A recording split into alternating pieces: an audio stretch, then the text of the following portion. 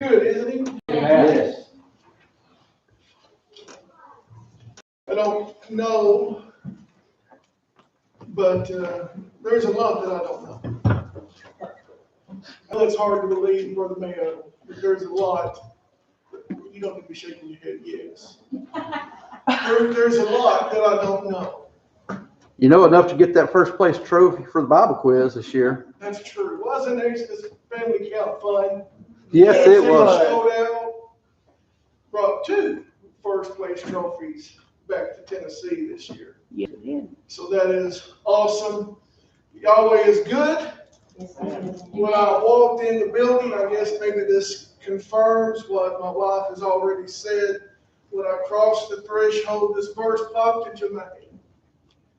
The psalmist said, "Taste and see that Yahweh is good." Amen. For the Lord says, "Blessed is the man that trusteth in him." Amen. Happy is the man that puts their trust in our God. Yeah. In other words, I guess what the psalmist was trying to say was, stop trying to fix it yourself. All right. Or he was trying to say, just stop trying to do it yourself and let God show you how much he loves you. Amen. Everybody say life. Life. Life happens. There's no getting around life. Right.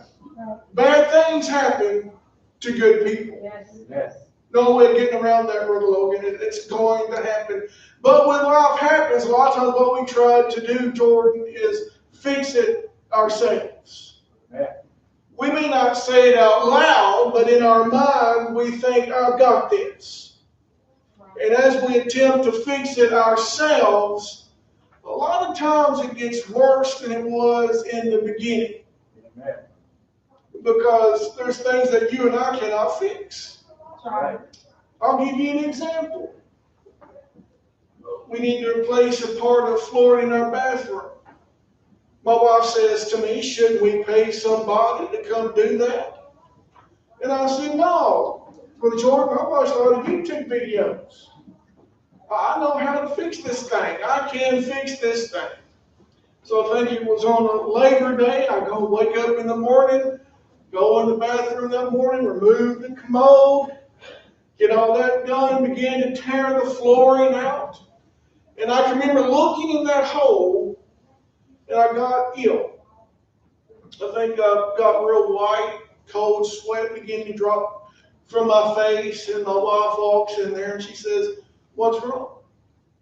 And I said, "I can't fix this."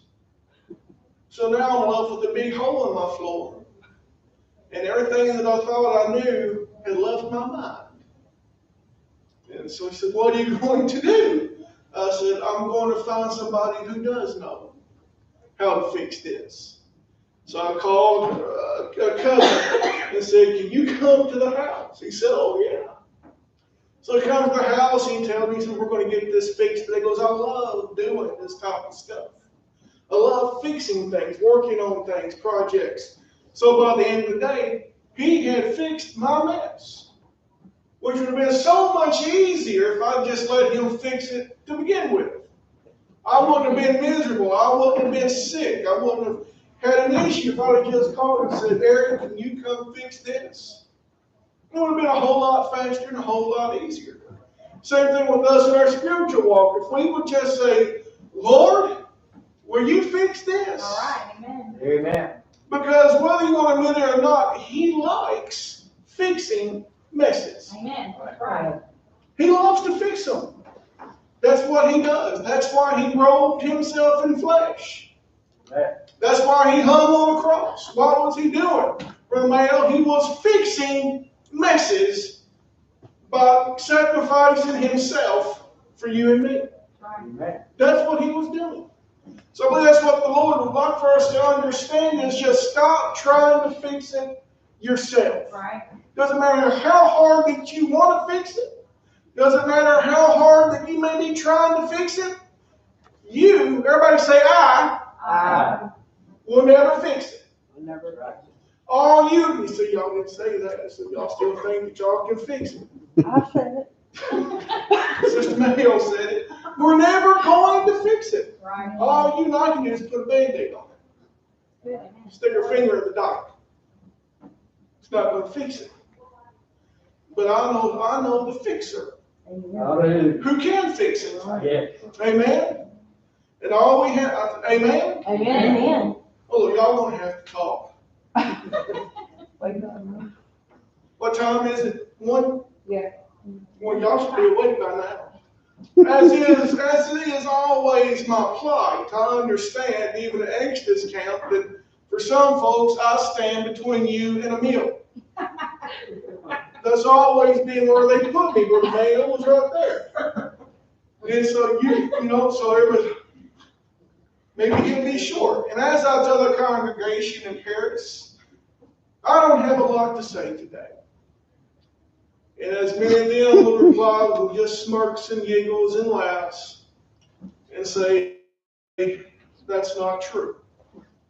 But I don't have a lot to say today for any of them that might be watching.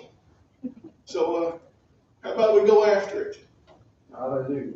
A few years ago, I had taught, it's been probably 4 or 5 years ago, I taught on Ephesians chapter 6 in verse 11. And taught on the armor of Yahweh, the armor of God. And there were some in Centerville that said, if you ever have an opportunity, we'd like to hear more on this teaching, or more on this understanding. So over the past 4 or 5 years that we have come to Centerville, the Lord's always had something different, but this weekend I want to teach on the armor of the Lord, the armor of Yahweh. And I want to come today, lay a foundation in His will, and the next weekend we will wrap it up. But let's turn to Ephesians chapter 6. In verse 11, I'll say, we do most definitely miss Bishop Sullivan and his family. And miss them being here. Love the Sullivans very much. When we thought we were all alone, it was the Sullivan family and Brother Logan who come and visited us and let us know you are not alone. So we've always had a special connection with Centerville. But Ephesians chapter 6 and verse 11 says to put on the whole armor, and I'm going to say of Yahweh, that you may be able to stand against the wiles of the devil. I want to try to show today and maybe next weekend that unless you are an apostolic commandment keeper, you are not wearing the whole armor of Yahweh. Amen. Right. It's impossible. Now, I understand that at some point we will get to this belt of truth. And you're not going to anybody, I don't care what they call themselves, if they call themselves Baptist or charismatic or Pentecostal or apostolic or Church of Christ or Presbyterian. All of these denominations are going to tell you, Brother Jordan, that they have the truth. We have the truth. So my question to them is, or my statement to them is, there are some 40,000 different denominations worldwide who all claim to have the truth. My question is, who's wrong? Amen. 40,000 say, we have the truth, and none of them agree, Brother Mayo, as to what the truth is. Somebody has to be wrong. If you don't have the truth, then you're not really wearing the armor of Yahweh. Impossible. But Paul tells the Ephesians to put on the whole armor. The complete. Everybody say complete? Complete.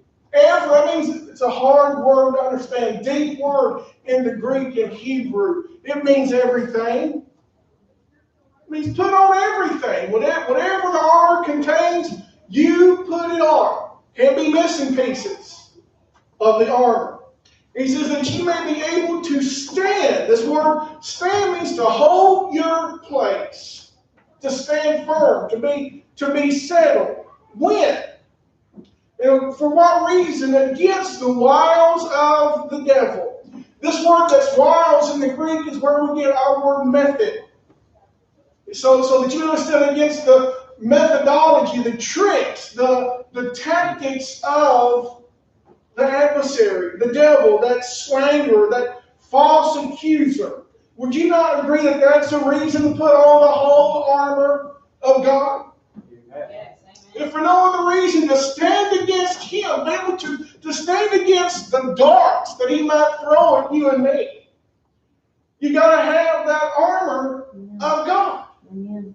Now, here's one of the issues that we have in Christianity. And this is, let me rephrase, this is even a problem that we have in many Sabbath congregations that say, we've got the armor of God on. I think you're missing something. Because if we truly had the armor on, then we would be able to stand against the tactics and the strategies and the methods of the adversary, that false accuser. But here's what happens a lot of times is, remember I said, who can't get around life? Right. Life happens. And it throws us off a little bit. And the adversary sees that it throws us off a little bit. It takes us by surprise. And when he notices that it takes us by surprise, then he's got an opening in the armor. How does he get that opening? Whose armor is it? Anybody else know besides one person? It's God's armor, correct? Everybody say God's armor. God's armor. Whose armor are you wearing? God's So if you're wearing God's armor, then who do you look like? armor. God. So when life happens and it catches us off guard and surprise, then the adversary says, that's not God. Nothing surprises God. This goes back to taste and see that Yahweh is good. Put your trust in him. Life is going to happen. And the Lord knows, Yahweh knows that life has caught me off guard. But here's what happens when it catches us off guard and the enemy comes in and begins to whisper things in our ears. The problem is, we believe them. Right. We believe, Brother Logan, that it's never going to get any better. You're right. We believe that the situation is going to stay the same. Who is telling you that? The adversary? What is he? What does Yeshua say that he is? He is a liar. Right. And the father of lies.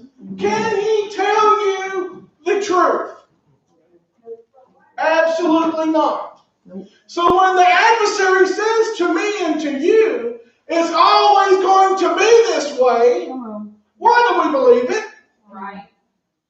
Hello? Amen. Right. Come on. Do we not say, you're right, you're right? It might not show in our act, and we may not verbally say it, Right. but do we show it in our actions? How many times have we come to meet for Sabbath or for Bible study, and life's given us a bad run for the week, and sometimes we come in, or prayer meeting's 11:30, and you say, I'm not going to prayer meeting. I'll show up 10 after, when's it, 12? Yeah. I'll show up at 10 after 12 because I just don't feel like praying. Mm. What we have to understand is that when we come for the Sabbath or for a meeting and we look like, you see, I can say this because I've been there.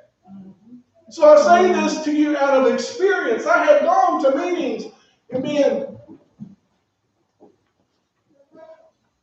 am I alone? No. Don't make me feel like I'm the bad guy here. No. Amen. I'm the only non-spiritual person in the building. But we come that way, and when we come that way, we have to understand that the adversary says, now I know that's not Yahweh. I know that's not God. Can you imagine? The Sabbath shows up and God's like, another Sabbath? Same crowd, Brother Mayo. Same faces. I don't want to go. I have never experienced him doing that. Never experienced him saying that. But you and I, who are representatives of his, and we're supposed to wear his armor, when we show up and we allow the lies of the enemy to control our lives, then the enemy automatically knows you are defensive. There's little holes in your armor that he knows I can get in over here. I can get in over there. And I can, if they believe that lie, they'll believe another lie. And if I get them to believe that lie, then they can believe this lie. And as you begin to believe more and more of the lies, you begin to work yourself out of the relationship with God. That's right. But Paul tells us in Ephesians to put on the whole armor of God so that when the adversary does show up with one of his tricks, one of his lies, it doesn't throw you and I off guard. It doesn't cause us to stumble. Because Paul says so that you might be able to do what? Stand. Stand against all of those things. The devil, the adversary, the enemy of our soul has never fooled God. That's right. Never caught him off guard. Amen. Never snuck around on his flank to try to get around him. Never done it. What you and I need to really understand is that the devil had never done anything that God has not allowed him to do. That's the truth. Right. So the devil wants you to believe, Brother Jordan, that God let that happen to you. Or that God doesn't care for you. Or that God doesn't really love you. Well, is that the truth? No. 100% not. But God sent the devil to see if you would believe those lies. Right. Hello? Yep. Yeah. That's good. He wanted to see, do you believe it? He tells Israel several times, man, I tested you. Why did you have to go through these tests? I wanted to see if you really, really, really loved me. When it's all said and done. Let's go to Ephesians chapter 4 and verse 26.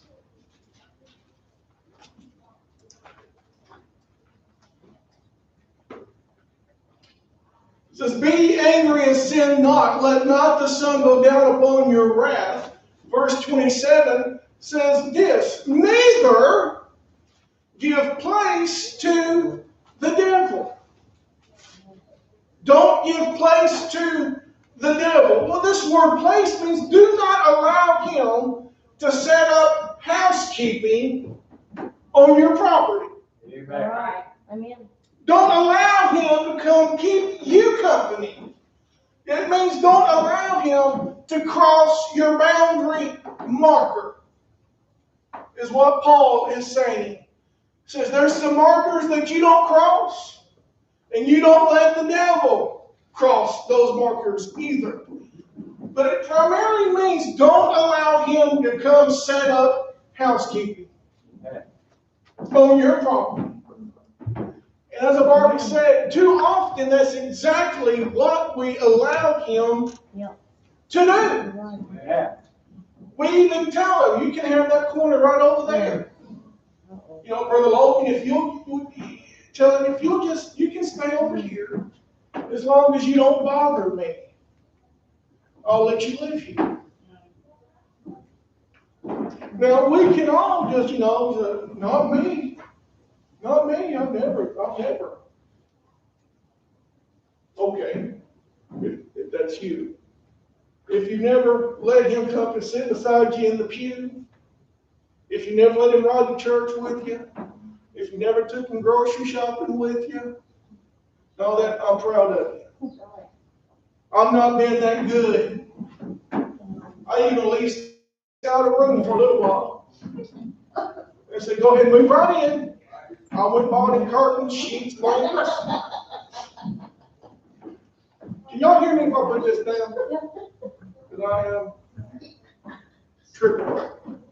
So, but that is if we're not careful, that's what we allow him to do. Right, that's right. Paul says, do not. Everybody say, do not. Do not. Do not. Do not. Paul says, neither give place to the devil. Once again, that devil, that false accuser, that slanderer, that trickster. Do not let him move in onto your property. Right. Another reason that we should wear the whole armor of God. He's never asked God, can I move into where you're at? Right.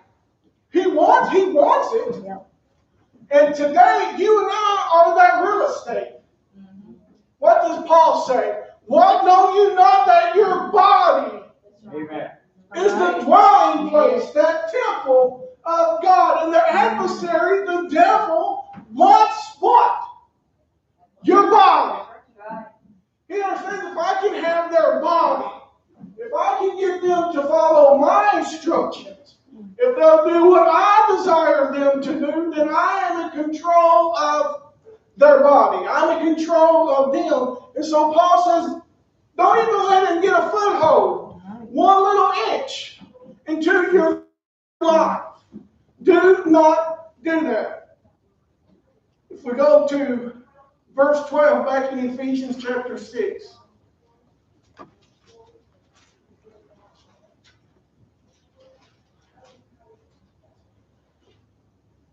After he tells us to put on the whole armor of Yahweh, the whole armor of God, that we may be able to stand against the wiles of the devil. This is another verse that we have trouble understanding.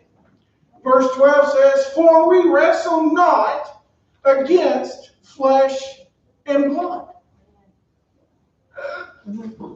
Today, church, you are not my enemy. Right. We have to understand, Brother Logan, that we're not at each other. Right. I don't fight with Brother Logan. I don't fight with Sister Christy. I don't fight with Brother George or Brother Mayor. We're not against each other. Right. Your neighbor that lives by you, even though they give you trouble, that's not who you fight with. That's right. Because that's not the kind of weaponry that we have. He said, but we fight against principalities, against powers, against the rulers of darkness of what? This world, against spiritual wickedness in high places. Too often you walk into some congregations and you can tell something's not right. Right. Right. You've got divisions in the congregation. You got this one who doesn't like that one because that one didn't like so-and-so's soup they made for the dinner. So now they don't want to sit by each other. You got folks. I had a situation a year or so ago. We were getting ready for Passover. And I had people who come and told me, if this one shows up, I'm not coming. If that one comes, I'm not coming. If that one, we had the one that handed out recipes so that people could make stuff for Passover. She had recipes she handed out. I'm not making this. No, because I don't like her. See, so you had that kind of discord in the congregation, and it didn't matter what you said or what you tried, or you tried to appease them. So-and-so wasn't coming if somebody else came. Passover shows up. Guess what? That's the one that says, I'm not coming. Or the one that said they would come and told me, I've had a change of heart. I am going to come. Because we're supposed to be in this together. So Passover shows up. We're getting ready. The one that said from the beginning, I'm not coming, didn't come. You know, she went somewhere else and hiked a trail or something instead of being at one of the appointed times and learning about her Savior. She chose to do something else. That's not what we're fighting against. But so often that's one of those tactics, one of the tricks that the adversary uses to get a foothold into people's lives. Amen. And from that point on in that congregation, it was a constant battle of, I don't like her, she don't like me, I don't like him, that was not doing it right, and it was over. And it never grew because they were fighting against each other instead of fighting against the adversary, the one that was causing all of the trouble. Because they didn't understand that if we fight against one another, if we decide to fight against flesh and blood, then we cannot be in following the instructions that Paul gave in Ephesians 11 and 12. If I've got an issue with Jordan, there's no brother Jordan, there's no possible way that I'm wearing the armor of God. Can't be doing it. That's it. If I got an issue with the pastor, I'm not wearing the armor of God. You can't be doing it. And what we have to understand is if we're not wearing God's armor, then we're not protected whenever we think we're ready to go fight the enemy. Because we're wearing, if we're not wearing God's armor, we're wearing our own armor. That's right. And you and I are not prepared to go out on our own to fight the enemy. Well, does the Bible give us an example of that? Absolutely it does. I believe it calls them the sons of Sceva. They went, they thought they would cast out a spirit. They didn't have on the armor of God. They said something about in the name of Yeshua, whom Paul preaches about, I command you to come out. They did. And they walked them boys. That's right. Because they wasn't wearing God's armor. Right. If we don't love one another, you're not wearing God's armor. Yeah, that's right. I did not say if we don't like one another. There's people, Brother Logan, I don't like. And if we're going to be truthful, there's people you don't like. Hello? Yeah. We're not commanded to like everybody. That's right. I believe that Yahweh gave us a break on that one. He said, I'm going to throw you a bone. You don't have to like them, but you do have to love them. And sometimes it's hard to love one another. Sometimes people do things that hurt us. I have never been hurt by someone who's not in the church as bad as I have been hurt by people in the church. Those people that say, I'm your brother, I'm your sister, they know how to hurt you. And when we allow the enemy to use us in that manner, he'll do it if he sees that opening. And you do understand there's a difference in loving somebody and liking somebody. You know, when I'm invited to family functions, which is fewer and fewer, but when you are invited to a family function, you sit in a room with people you love, but you might not like them. I've got people that contact me, Brother Logan. I've got to love them, but I don't like them.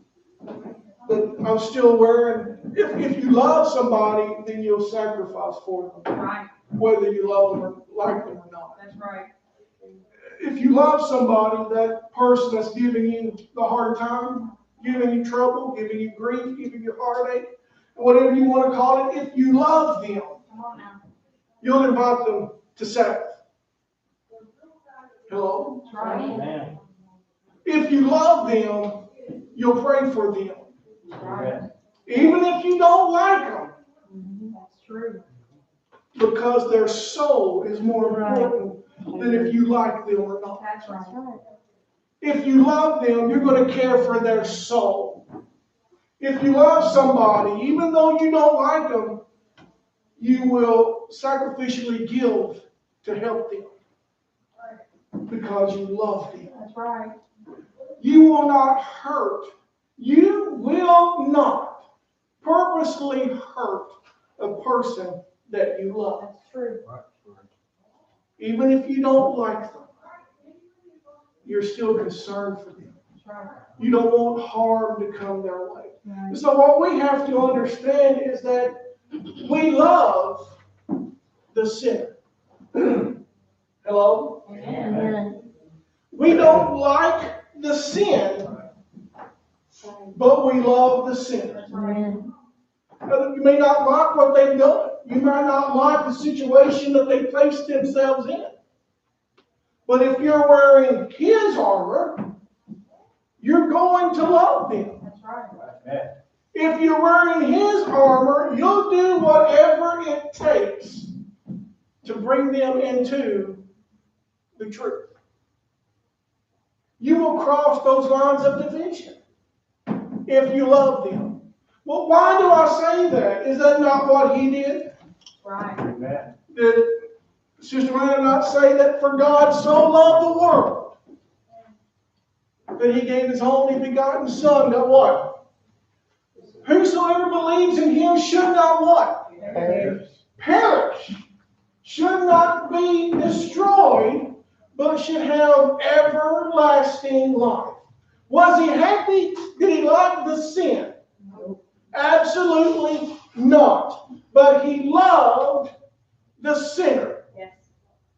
And so I guess the one thing that we need to just put in our minds and say, I'm changing my way of thinking. Let them hurt me, Brother Logan, whoever it is. I know it's hard to believe that somebody would not like me. Because everybody that knows me knows, Brother Jordan, I'm shy. I'm very timid. I'm not very much outspoken, Brother McGill, at all. You know that. But anyway, we have to set our differences aside sometimes. What do we have to do? We have to follow the instruction that Yeshua gave. We have to first deny ourselves. And that's the clincher. Mm-hmm. For me to deny myself, I've got to put aside my wants, my desires, my goals, my dreams, and say, whatever you want. Because then you got to take up your cross and follow Him. Another place He says, the person who does not deny himself and take up his cross isn't worthy of me. Well, when He says that, that word worthy means, it pretty much means this, Brother Jordan, that if you cannot deny yourself and take up your cross, you're not even worthy to hang around me. So if you don't set aside your own ambitions, your own goals, your own desires, then Yeshua says, I can't hang with you, bro. Because you're more concerned about yourself than you are me. I have found that if I will get focused off of what I want to happen and more what He wants to happen, He's this kind of God. He'll bless what I'm doing for Him, and He will allow me to have some of the things that I want to accomplish. That's the way it is. That's what you call a blessing. He says, oh, you want to do this for me? You put all of your stuff aside and you decided to follow me and do what I desire? I'm going to do what? Bless you. Amen. So here's a blessing. Here's a little something for you. But we have to understand that we're not fighting against one another. But as it says in Ephesians 6 and 13, he says, wherefore taking you the whole armor of God, that you may be able to withstand in the evil day, and having done all, to stand. So then we have to look at what is the armor of Yahweh. God? What is the armor of God? Now, where I grew up at, I was taught, Brother Logan, that armor, when they talked about the armor of God, it was a Roman soldier's uniform. You had the breastplate, the sword, the shield, the helmet, the shoes, the girdle that the Roman soldier wore. So they said, well, that's what Paul is illustrating when he's talking about the armor of God. Now I ask you this question. Why would Paul use an armor as an example of the armor of Yahweh? Why would he choose the armor of one of the most hated individuals in the world at that time? The Roman soldier was not someone that the other nations loved, because he had come in and now he was occupying their land. So they didn't invite him in their homes if they had a choice. You did not have little other non-Roman boys who wanted to grow up and I want to be like that soldier.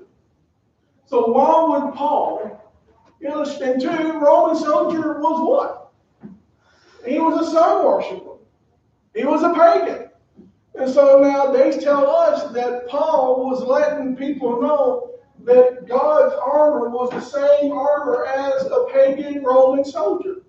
Is that believable? Not really. So let's look at Numbers chapter 4 in verse 23.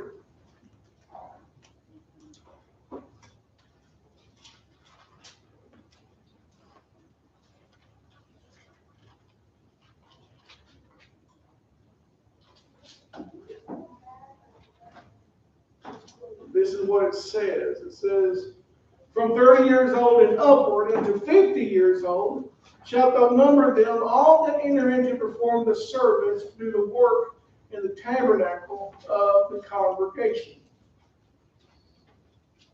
If we look at this word service kind of gives us an idea of what God's armor would be. Because this word service refers to those which go forth as an army, or those that go out to do war. This word service refers to an organized army. It's talking about soldiers. So then, but they're priests, Brother Jordan. They don't carry swords and shields and breastplates and all of those kind of things. And you don't see many people fighting inside the tabernacle. But I would say that he's talking here about the same warfare that you and I are supposed to be about. He is talking about spiritual warfare in the tabernacle. Because if you look at it, the word service that's in the verse above and the word service that's in the verse below does not mean the same as the word service in verse 23. Those other words for service are talking about things that you do in the tabernacle.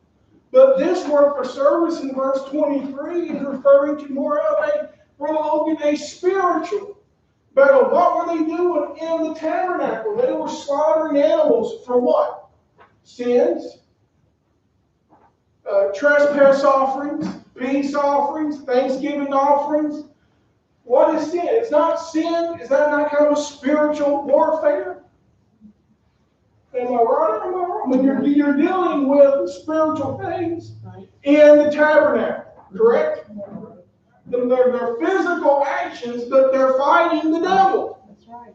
Is what they're fighting. The same thing that you and I fight. When we raise our hands, what are we doing? We're fighting the adversary. When we clap our hands, what are we doing? You're fighting the adversary. When somebody lets out a war whoop, what are they doing? They're fighting the adversary. When Brother George and Brother Mayo blow the shofars, what are they doing?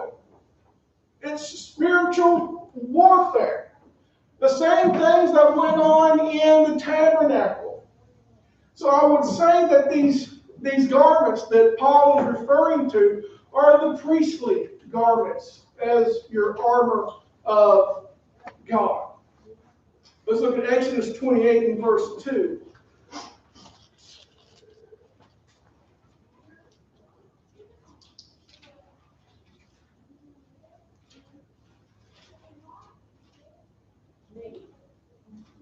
In Exodus 28 and verse 2, they were given this instruction: Thou shalt make holy garments for Aaron thy brother, for glory and for beauty. Verse 4, it says, And these are the garments which they shall make: a breastplate, an ephod, a robe, a embroidered coat, a mitre, a girdle. And they shall make holy garments for Aaron thy brother and his sons, that he may minister unto me in the priest's office. If we look, there are 6 garments that are mentioned there in Exodus 28 and 4 as the priestly garments. When we go to Ephesians, back to Ephesians chapter 6, when Paul begins to describe those pieces of armor of God, there are 6 pieces that are listed in that list also. But one thing about this armor of these priestly garments is that they were not one size fits all. Okay, everybody had to have their own garments. See, Brother Jordan couldn't wear my garments. Sister Chris, you do not have to agree so quickly. I felt like I already said I was sensitive. I meant good preaching. But he couldn't wear my garments and I couldn't wear his because his would be too baggy on me. And mine would be too tight on him. So we could not wear each other's garments. Yeah, I did. Yeah. So it's the same thing. They had to be tailored for the individual. This goes back to the armor of God. Once again, whose armor are we wearing? God's armor. Who does it fit? God. They never made an armor either where one size fits all. When Brother Male goes to get his armor made, he first catches the blacksmith off guard. He says, I'm in here to buy an armor. And the blacksmith, okay. I don't know if I got enough material. He said, I don't see how I do this because Romeo has got me several times in the past. So the blacksmith says, I'm not sure the fire's hot enough to get it where I can stretch that metal out. Oh, it's getting hotter though. What? It's getting hotter. It's getting hotter. Don't worry, I'm right there with you. So when Brother Mayo goes in, the guy is going to fit him for his armor. Another example would be Saul tells David, wear my armor. David says, I can't wear your armor. It doesn't fit. I haven't tried it. It's not made for me. So what we have to understand, when Paul says put on the whole armor of God, it's God's armor. This armor, Brother Logan, has been fit to fit him. So when you and I put on that armor and decide, I can't move around like I did before, and so you begin to move things out and change the way it's formed, it's no longer God's armor. You see, you don't put on his armor and then make it to fit you. That's right. You put on that armor and God makes you to fit it. That's right. And that's what a lot of people don't understand. A lot of people, they say that people who walk out their faith as we do, we're in bondage. I'm wearing the armor of God. I've got all the freedom in the world. There is nothing. That's right. When I listen very closely, when we are wearing the armor of God, there is nothing that can bind us. That's right. Yeah. I'll say that again.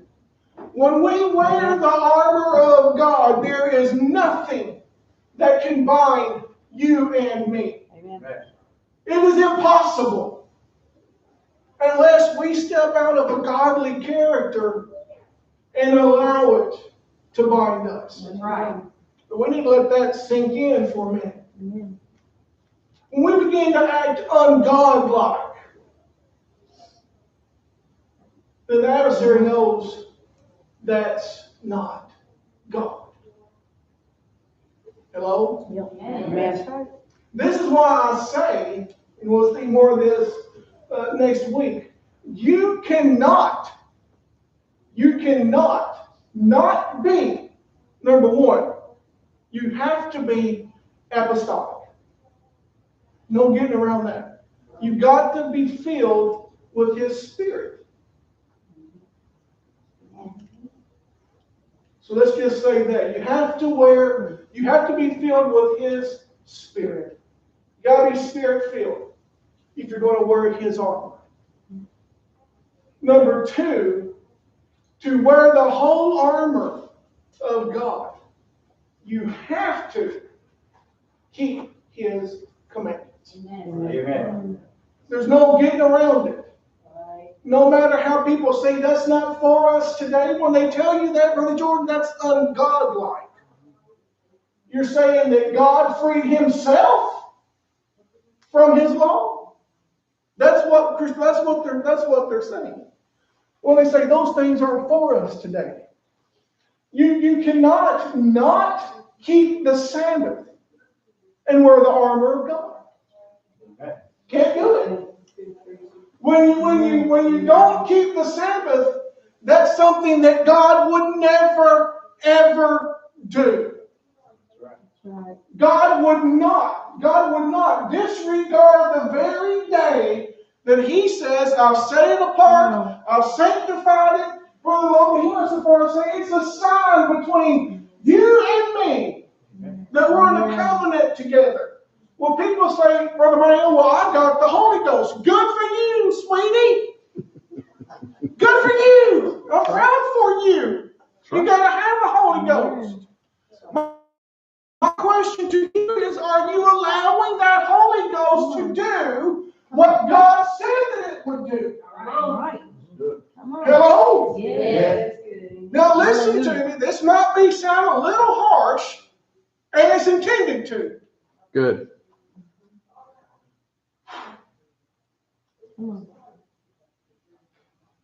We'll come back to it. But you've got to keep His commandments. Amen.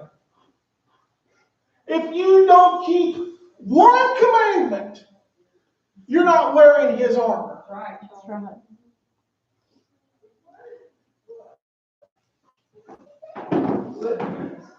Amen. Let's move ahead.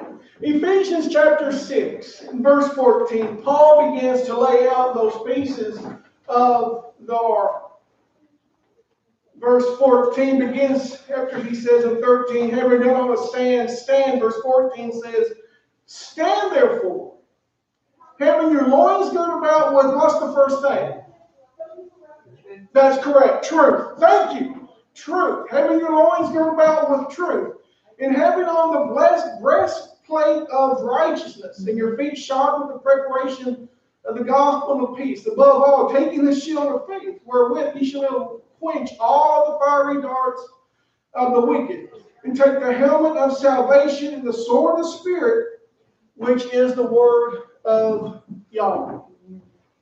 So I want to talk about first this breastplate, but first answer the question to show you that God does have an armor, that the Apostle Paul was aware of this armor of God, this armor of Yahweh. He knew exactly what he was talking about, and the bottom line is, and I'm not saying anything that me and Brother Solomon have not discussed. So don't think I'm here saying, teaching against something that Brother Solomon might teach you, but he and I have had a conversation several times. But Paul knew exactly what that armor was. We go to Isaiah chapter 59.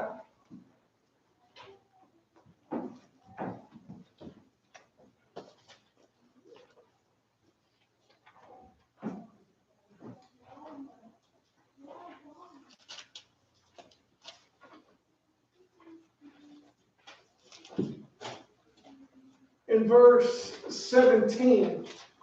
He says, for he, speaking of Yahweh, speaking of God, he says, for he put on righteousness as a breastplate and a helmet of salvation upon his head, and he put on the garments of vengeance for clothing, and was clad with zeal as a cloak.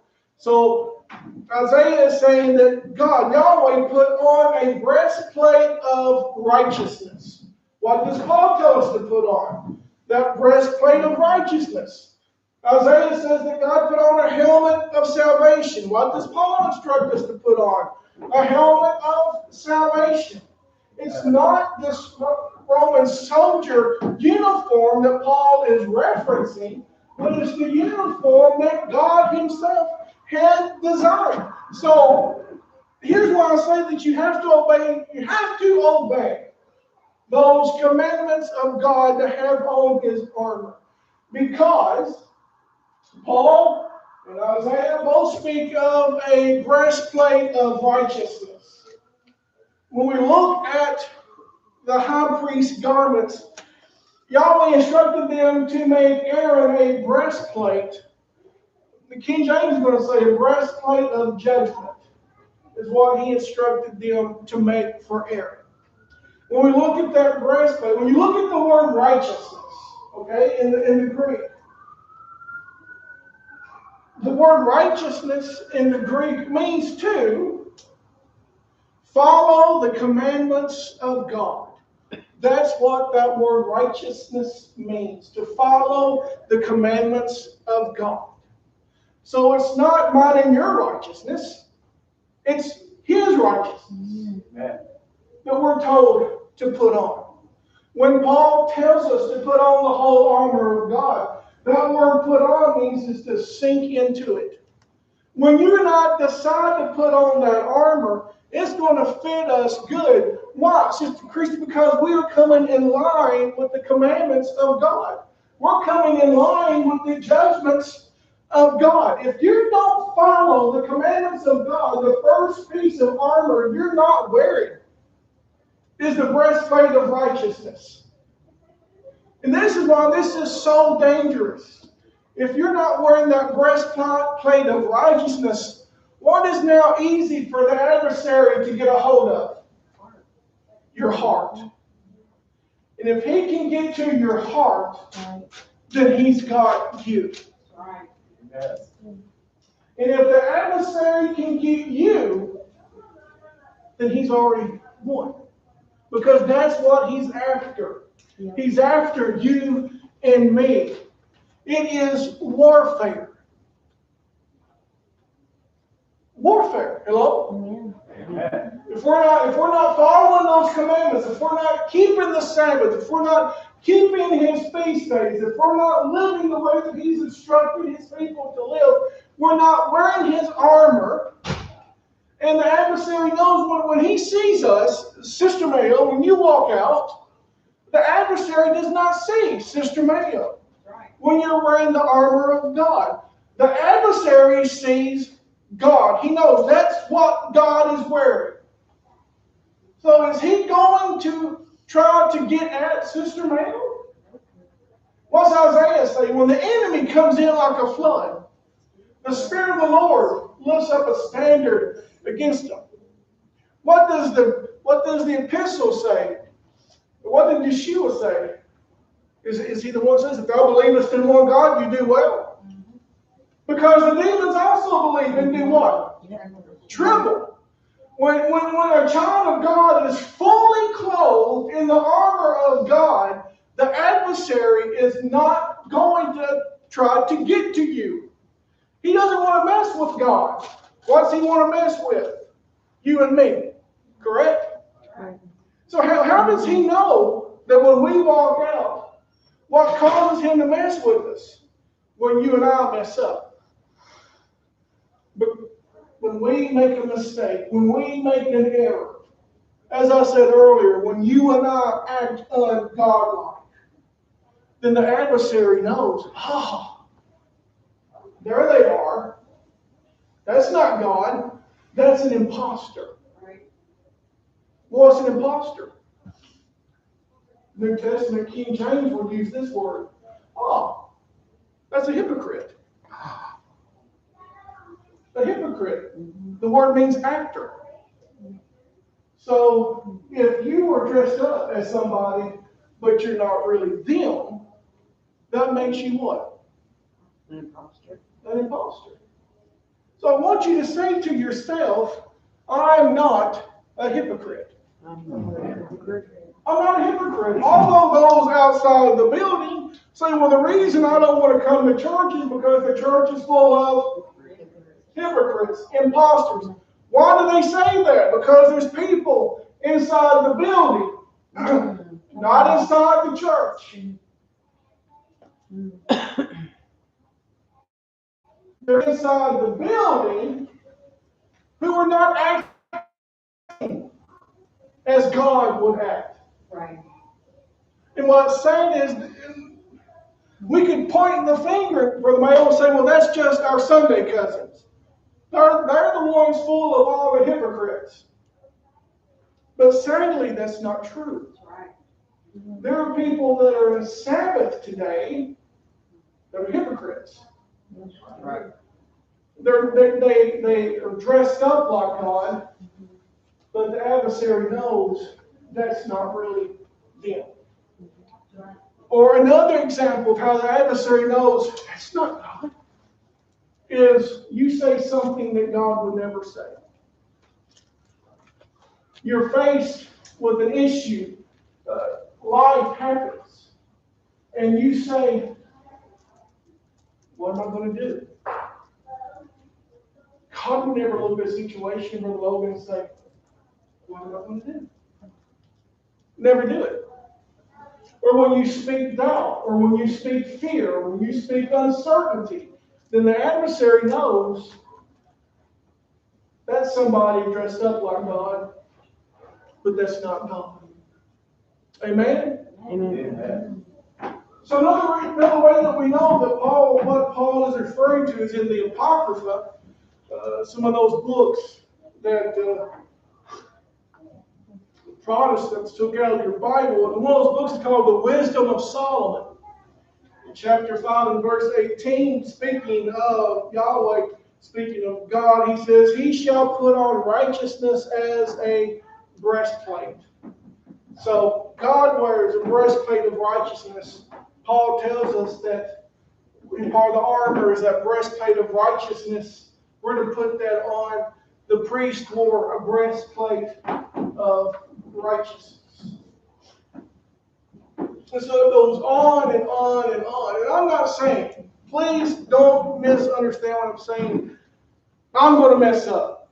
I can say you are going to mess up, but some of y'all might be perfect. I don't know. Y'all might be in your glorified bodies. I don't know. But I'm going to mess up. I'm going to make mistakes. I'm not perfect. But I am striving to be pleasing to God. I'm striving to act like God. So does the enemy attack? Absolutely he does. Is it because God's weak? No. It's because I'm weak. Sometimes we are assigned a thorn of the flesh. Paul had one. He said it was this messenger that was sent to buffet him. So I'm no better than Paul is. But sometimes it's the person sitting next to you. I'm sorry, Sister May. You sit back there with your thorn.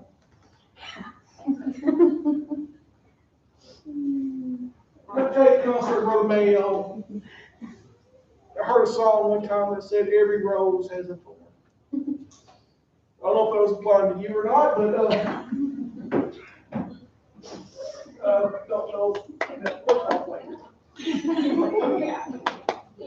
But I'm saying is we got to strive, and I hope this is all right. I know I'm not rooting for Paul.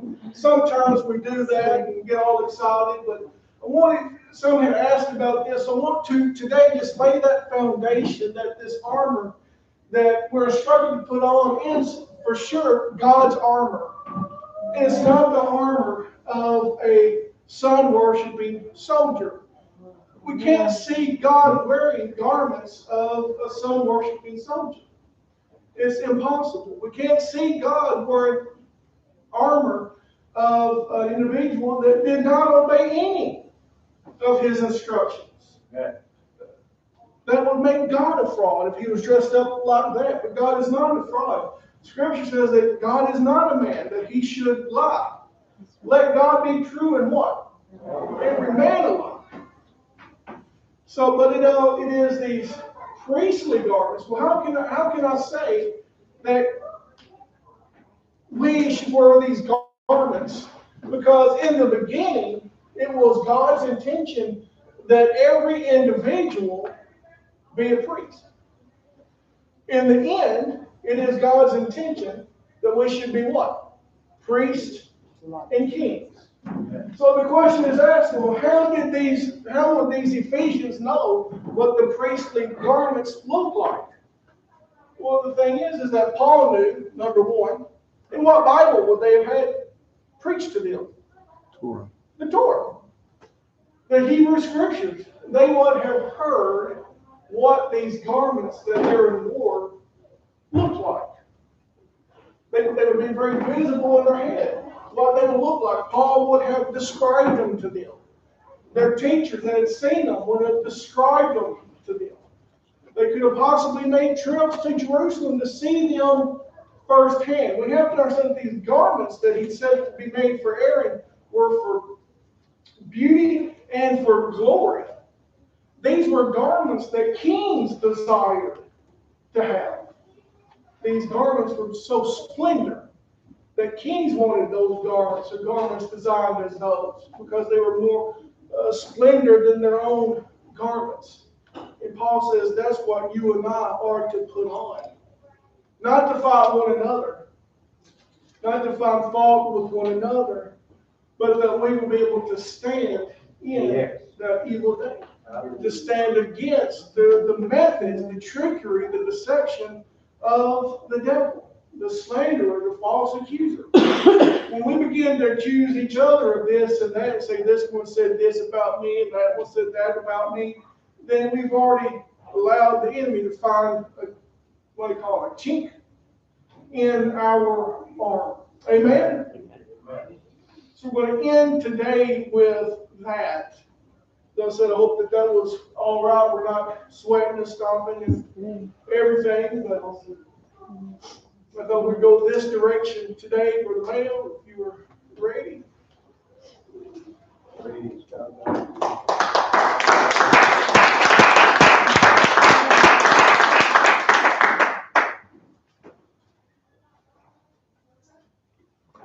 That was good stuff. Sister Wayne, you did good with those notes.